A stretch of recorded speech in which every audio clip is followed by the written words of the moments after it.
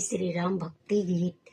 ले जा ले जा ले जा ले जा खड़ा हूँ भरते भैया, ले जा ले जा ले जा ले जा खड़ा हूँ भरते भैया। जब माता कौशल्या पूछे, जब माता कौशल्या पूछे, सुनी गोद देखा देना।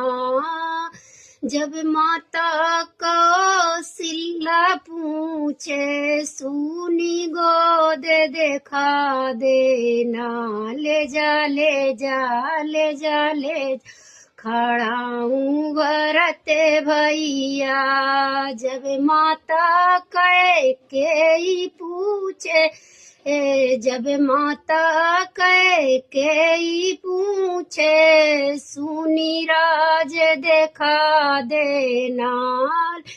ले जा खड़ा हूँ भरते भैया, ले जा ले खड़ा हूँ भरते भैया।